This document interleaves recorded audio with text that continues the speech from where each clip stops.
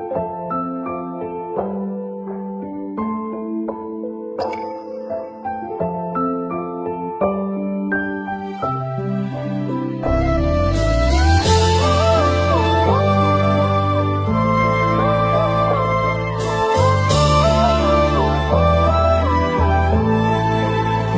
ុំរឿងជាច្រើនដែលយើងបានរៀបចំសាងគ្រួសារដ៏ធំនាថ្ងៃអនាគតតែងអង្គុយក្បែរគ្នាមើលផ្កាយមុំភ្លឺពេលយប់ពេលរងាអបសុខមានបងក្បែរអូពាក្យសន្យាកន្លងសម្រាប់យើងមានច្រើនណាស់ខ្លាចខកខានឱកាសបងសុភេមង្គលបេះដូងធ្លាក់ដល់ដីវិលមុខទុនដៃជើងនួលសុខសុខទទួលបានសាបងថាអង្គចំហើយហើយមិនមែនការពិតមើលទៅដូចសំដែងកុំរ៉ាប់រងតែម្នាក់ឯងប្រាប់អូនមកត្រាំត្រយលាក់ទឹកលំបាកអ្វីខ្លាំងនិយាយមកបងអើយក្រែងថាសោកទុកយ៉ាងតែមួយស៊ូរួមគ្នាស្រឡាញ់គ្នាសុខសុខមិនដេចថាអត់ស្រឡាញ់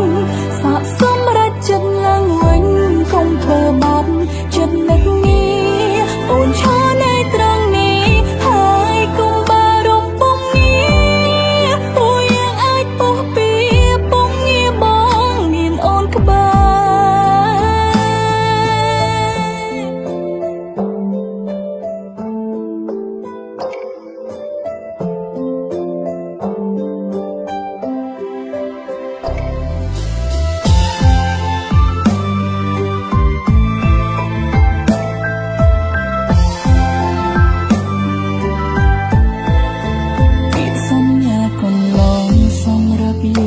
មានច្រើនណាស់ខ្លាចខកខានឱកាសបងសុភេមង្គលបេះដូងធ្លាក់ដល់ដីវិលមុខទុនដៃជើងនួលសុខសុខទទួលបានសាបងថាអរចិត្តហើយមិនមែនការពិតមើលទៅដូចសំដែង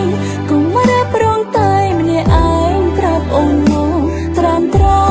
យលាក់ទឹកលំបាកអ្វីខ្លាំងនិយាយមកបងអើយក្រែងថាសោកសុខយ៉ាងតែមួយស៊ូរួមគ្នា